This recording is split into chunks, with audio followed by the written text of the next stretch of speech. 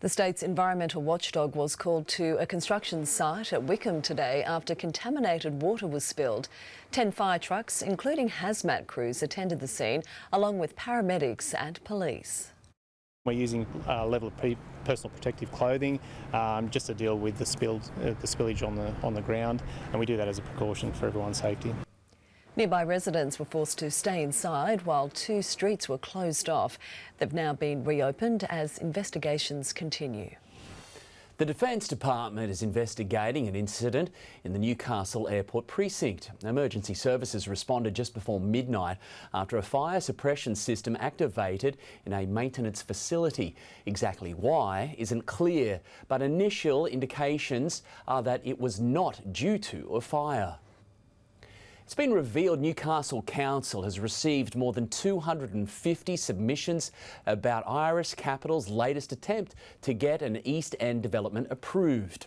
The final decision rests with the region's planning panel, but it comes as calls for an overhaul of Hunter Street Mall grow louder. It was the heart of Hunter Street Mall, but now the former food court has been demolished, with former shops boarded up and locks busted. This city in decline is a very sad state. It's definitely been a really difficult phase for us. There's been an increase in vandalism, downturn in trade. This site at 121 Hunter Street is slated for stages 3 and 4 of Iris Capital's East End project. The almost $160 million proposal was rejected by the planning panel in May, but the developer is now seeking a review, and business owners along the mall say it can't come soon enough. I think the delays are very disappointing. We'd love to see it expedited. I think the state of the mall really needs to be addressed as soon as possible. A group of residents who live in the completed Stage 1 apartments have now printed flyers to get a straw poll on the rest of the development and direct people to make submissions online.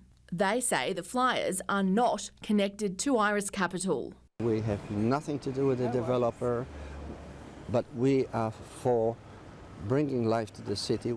Opponents have raised concerns about the obstruction of public views along with building heights and heritage considerations. But one thing everyone seems to agree on is something must be done to revitalise the CBD. I think we need to go back, rethink it again quickly, but sit down with the owner and come up with a plan for something that is good for Newcastle. It's always important that we get the balance right between new housing and making sure that the opinions of the community are taken into account. Newcastle Council says it's disappointed the planning panel knocked back the stages and it's committed to reviving the mall. Iris Capital was approached for comment. Tony Ambrigetti, NBN News. The Liberal Party has endorsed 4 candidates for Newcastle Council in next month's local government elections.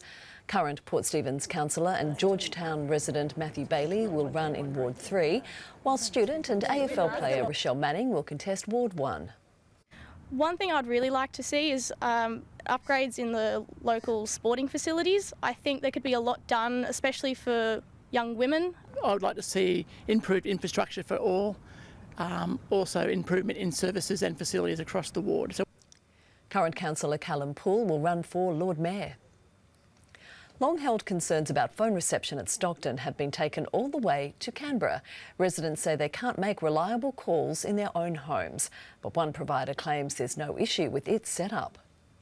They're only a short ferry ride from the CBD and its myriad of phone towers. But some Stockton residents say that distance feels a lot further, with Telstra and Optus customers claiming they're experiencing significant reception issues in their homes. We've never had any reliable reception whatsoever inside the house. I know that there are neighbours down the road, a neighbour particularly who has had a fall and tried to call 000 and was unable to in his house. The local federal MP says it's been a problem for more than a decade and tabled the issue in Parliament this week. I've recently met with both Telstra and Optus to raise Stockton community residents' concerns directly with them, to do a full audit of their infrastructure and community needs and make sure that we're providing the sorts of services people can rely on and should be able to expect in this day and age. Residents are calling for telcos to determine exactly why their reception is so bad,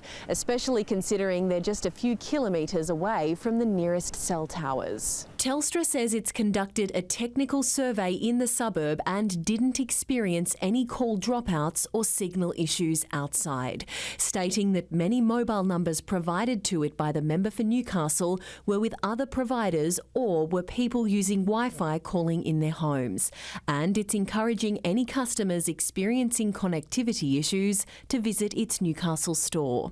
Optus also says there's no problems with its Stockton coverage. I've also written with the support of the Stockton Community Group an expression of interest under the Peri-Urban Mobile Program, a grant aimed at improving coverage, so hopefully that will be of help too. Lauren Kemp, NBN News.